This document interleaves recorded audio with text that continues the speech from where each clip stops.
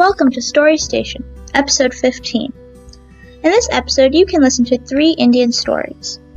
The first story is titled, The Doves and the Birdcatcher. Some quick thinking got these doves out of a sticky situation. The second story is titled, True Friends.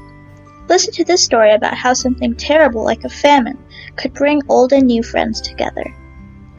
The third story is titled, A Friend in Need.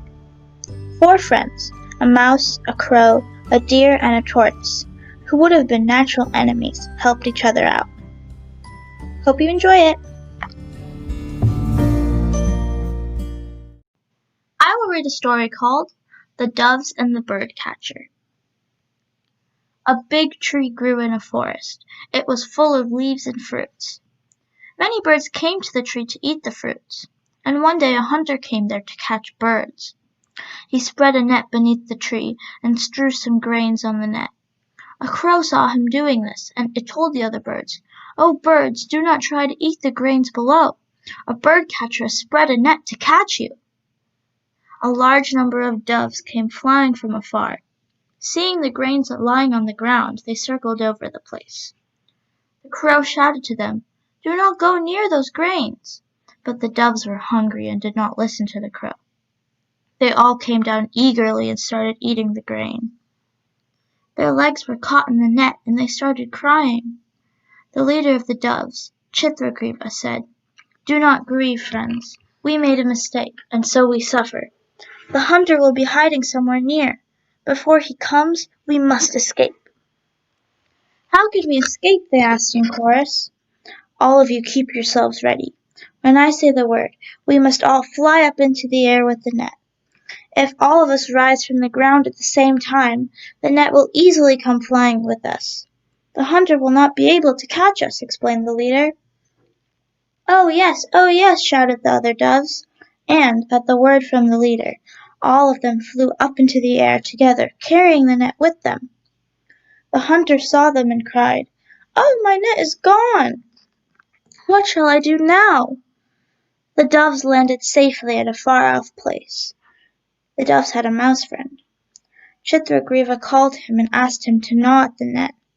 The mouse did so, and the net came to bits, and all the doves escaped. The end. I hope you liked the story.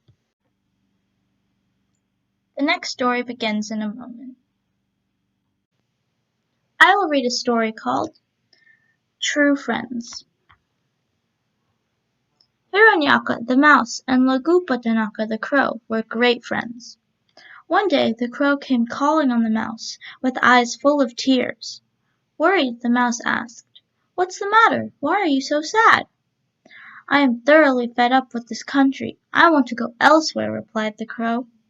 "But what is the reason for this sudden change of mind?" asked the mouse. "There is a famine here. People are dying like locusts. No one is offering cooked rice for the peace of the dead, so I don't have any food. Hunters are busy trapping birds in their nests. I have escaped narrowly. I don't know when my turn will come. I want to leave this country before it does," said the crow. "What are your travel plans then?" asked the mouse. "There is a big lake in the middle of a vast forest in the south. I have a friend there, a turtle whose name is Mandaraka. He is a great host who will feed me with fish, pieces of meat, etc. I will spend my time happily with him daily discussing small and big things in the world. I don't want to die miserably in a hunter's net." Lagupatanaka continued, "Elders have always said that they are happy who are fortunate not to witness the destruction of crops and the decline of the people. Nothing is impossible for a competent person. There is no land that does not respond for effort. For a scholar, every country is his own country, and there is no enemy for a sweet-tongued person. Learning and power are not the same. Remember that the king is respected only in his country, but a scholar is honored everywhere." Hiranyaka said, "If that is so, I will also follow you. I am also very sad." "Why are you sad?" asked the crow. "It's a long story. I shall tell you when I reach your friend's place," said the mouse. "But how can you come with me?" asked the crow. "I am a bird and can fly, but you can't do that," said the crow. "That is no problem. I will sit on your back and we can fly off," suggested the mouse. "That's an idea. I will be doubly happy there because I have the company of the turtle and also yours. Come, get on my back. We will fly together," said the crow. On a fine day, the crow with the mouse on his back flew to the great lake in the middle of the forest. His friend Mandarka the turtle saw him with the mouse on his back and thought, "This crow is not an ordinary crow. It is better I hide from him." The turtle immediately ducked under the water. But the crow saw the turtle going down and understood that his friend did not recognize him. The crow then left the mouse at the bottom of a tree, and flying to the top of it, loudly addressed the turtle. "Oh, Mandarka, I am your friend Lagupatanaka. Come out and welcome me who has come to see an old friend after a very long time." Recognizing his friend's voice, Mandaraka came out of the water with tears of joy in his eyes and said, "Oh, Lagupatanaka, I am so happy you have come. Come and hug me. We are meeting after a long time, and that's why I could not immediately recognize you. You know the saying that you should not make friends with him whose power and pedigree are not known to you." The crow then came down from the tree, and the two of them embraced each other in joy.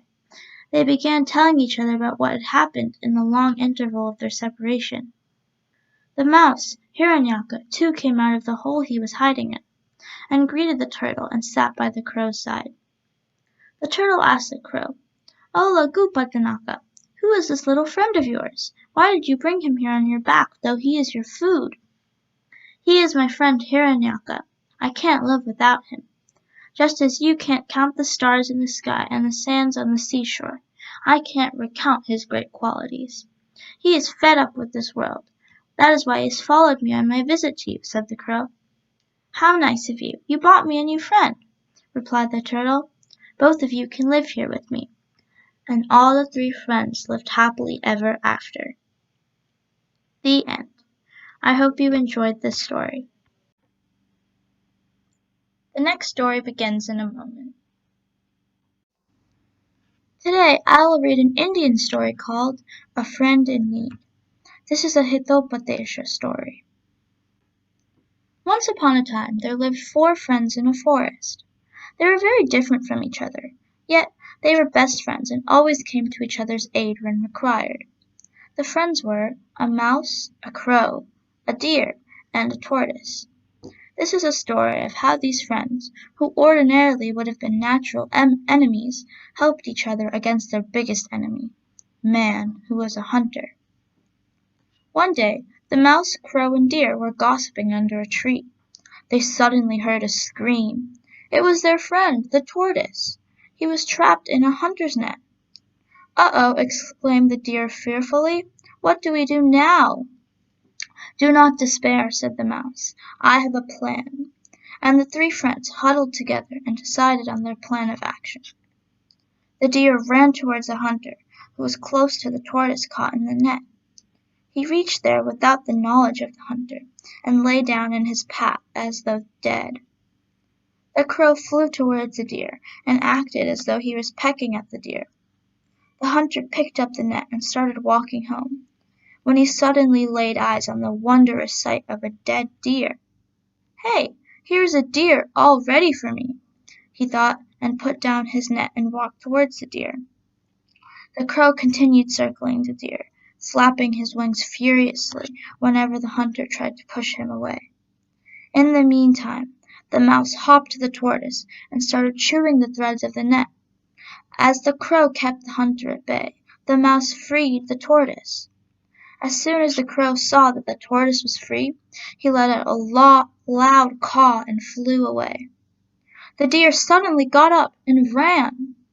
The hunter stood stunned and decided to go back to the tortoise, only to see that his net was torn, and the tortoise had escaped.